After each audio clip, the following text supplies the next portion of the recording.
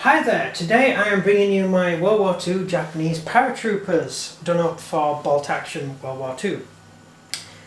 The figures are the standard Imperial Japanese Army figures, which I have painted in the grey overalls used by the early Japanese paratroopers.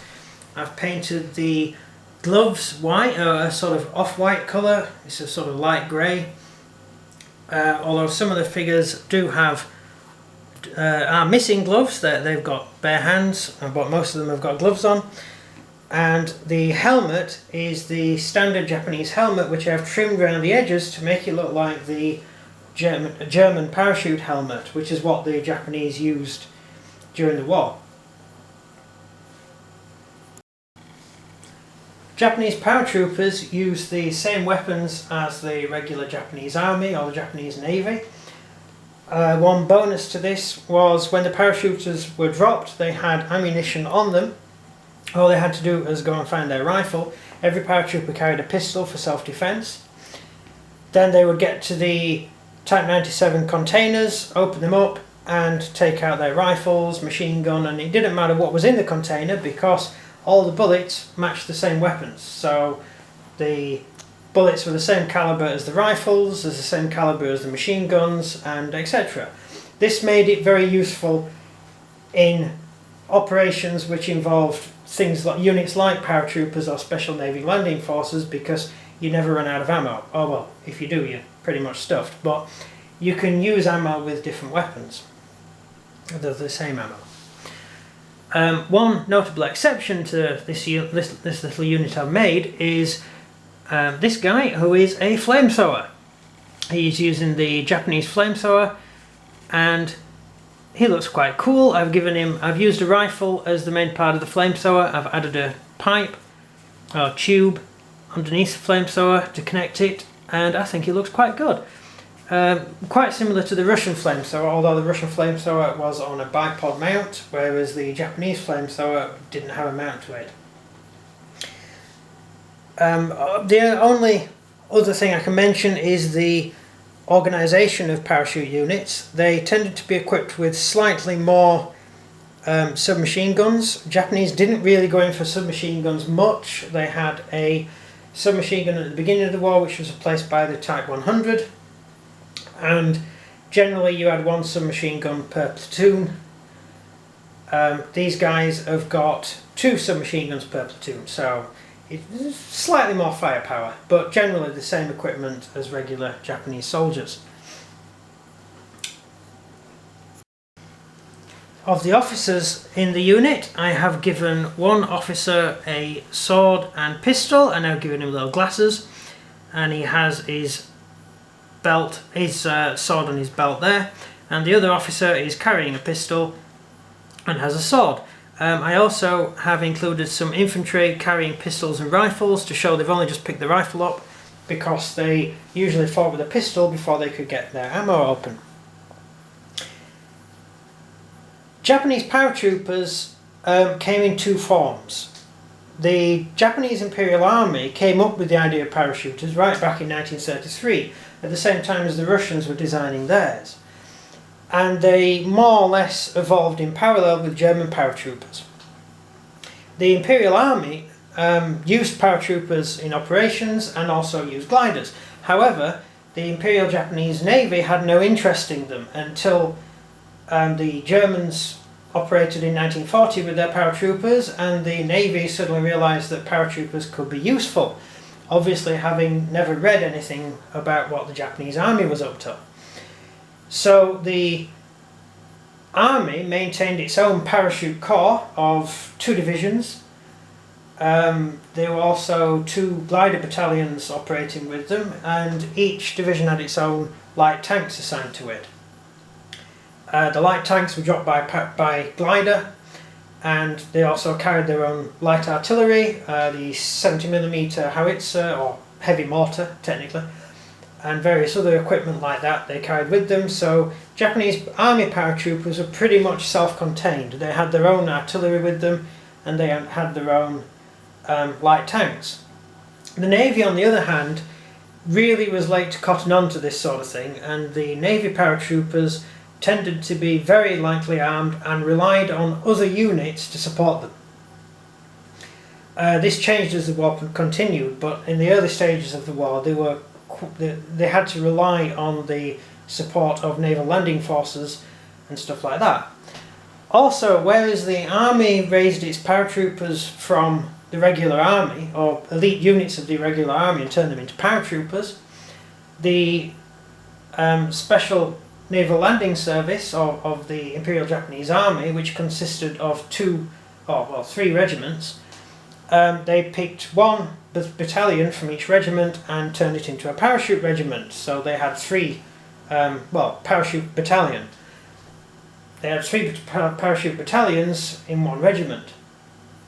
Although the Navy paratroopers, one regiment never actually got to do much. It was placed on an island and spent the entire war, having never made a drop, defending the island. And so they basically fought as infantry. The other paratroopers did make parachute drops and were especially used to attack American bases at long range. So there was an incident where paratroopers managed to land and destroy quite a lot of American aircraft on the runway after following the bombers home after they'd bombed Japan. The Japanese army, on the other hand, their parachutists were a pretty mixed bunch. They did some pretty interesting campaigns, although one of the parachute regiments was supposed to take part in the landings at Palembang, and its transport ship was sunk, so all their equipment, although everyone got off the ship safely, all their equipment went to the bottom of the sea, so they ended up fighting as infantry.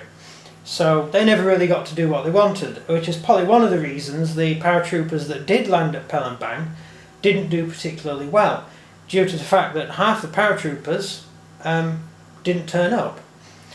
And also they were dropped on 2 consecutive days when they were both supposed to be dropped at the same time, but that's more down to the Japanese Air Force than the paratroopers themselves. As you can see with these figures, I have added the banner poles, the banner flags that are on the ends of the rifles.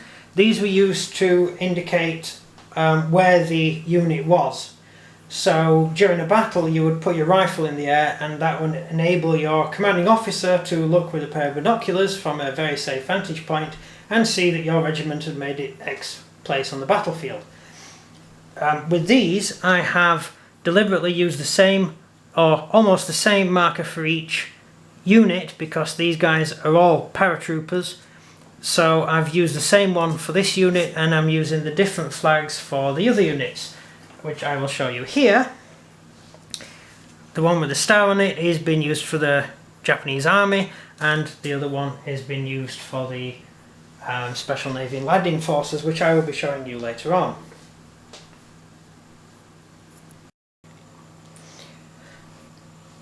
As I said, these are all paratroopers, and they are the best of the best if you're Special Naval Landing Troops, and they're basically elite light infantry if you're army.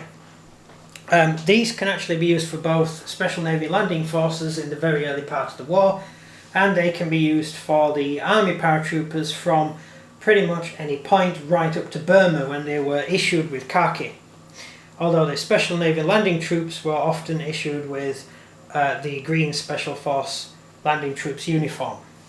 It's a sort of dark green colour, which you'll see when I do a video about them. One thing I should really mention before I go is the difference between paratroopers, that's these guys, and glider troops. A paratroop is a soldier who jumps out of a perfectly good aeroplane while being shot at by an enemy with only a few millimeters of silk between him and death. A glider infantryman is an idiot who gets inside a plane that is designed to crash. Now, there's nothing wrong with being a glider infantryman, but you will not wear this uniform. No, you will wear the standard uniform of either the Army or the Navy. The few gliders that were used by the Navy, there were not many, they carried Special Navy Landing Troops in them. And so the glider-borne troops would not be in parachute uniform, they will be in the green smocks of the Special Navy Landing Forces. If you're using them for the army, then the supporting troops will not be in the green, they'll be in khaki, the standard army khaki. Although they did tend to use a green overjacket during initial landings, because it had extra pockets in and you could stuff it full of extra ammunition and food or whatever it was you wanted to carry with you.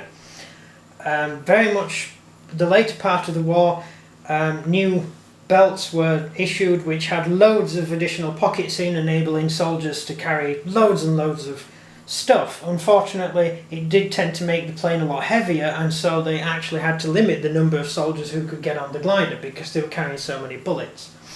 It's rather reminiscent of, during D-Day, a rather stupid American officer having a steel plate welded to the bottom of his glider, and then all these men screamed very loudly as the glider decided to descend straight nose down, killing the command staff.